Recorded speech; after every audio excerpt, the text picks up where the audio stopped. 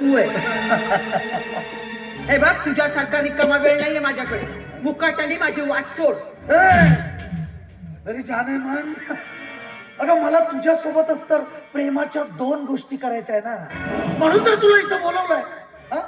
हे बघ, माझी वाट सोड, नाही त्याचे वाईट परिणाम होतील. परिणाम? वाईट परिणाम? तुला काय वाटलं का?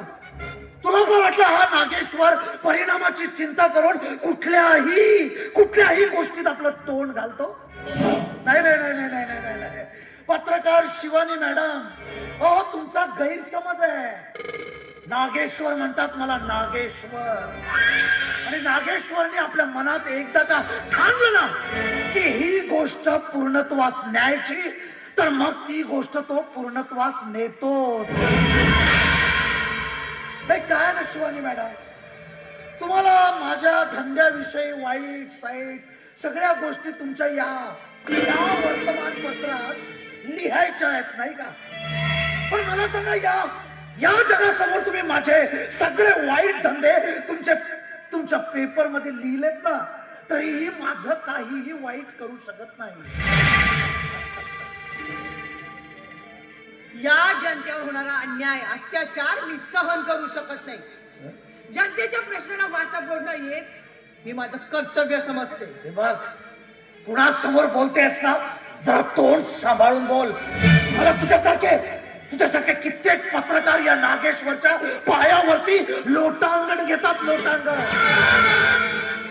तेव्हा आज एक गोष्ट तुला सांगायसाठी इथे बोलावलंय, आणि एक गोष्ट आपल्या या टाळक्यात चांगली फिट करून घे की उद्याच्या वर्तमानपत्रात तुला जे काही लिहायचं आहे ना, ते या नागेश्वर बद्दल सगळं चांगलं चांगलं लिहायचं.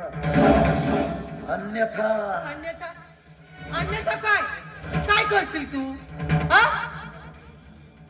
हे बघ, तू माझ्या समोर कितीही विनवणी केलीस ना, तरी तुझी इच्छा पूर्ण होणार नाही. अरे, गरीब भोळ्या भाबड्या लोकांची जमीन हडपतोस, त्यांचे संसार उद्ध्वस्त करतोस. एवढंच नाही तर त्यांच्या आया बहिणीची आबरू लुटून वेशीवर टांगतोस. कधी तुझे आगोरी कृत्य करताना तुला लाज नाही वाटत? चला, जेव्हापासून आलीस तर तेव्हापासून चाव चाव चाव चाव चाव चाव करतेस. गमवायस? अरे याच्यासाठी तुला बोलवलेलं नाहीये. हे बघ शिवानी, या नागेश्वरच्या मार्गात आडवं येणं तुला खूप महागात पडेल, लक्षात ठेव. कारण नागेश्वर म्हणतात मला, नागेश्वर.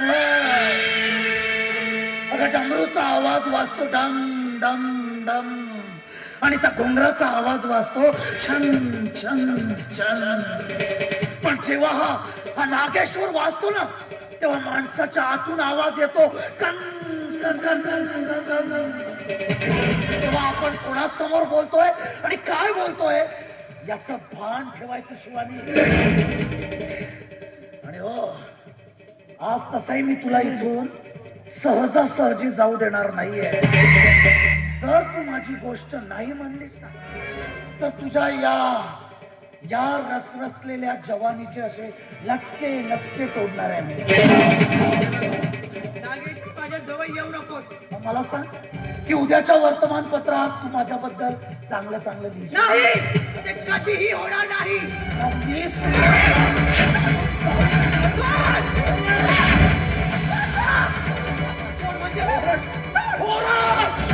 या जंगलाचे राजा होता मी, राजे. तुझा आवाज कुणी ऐकणार नाहीये.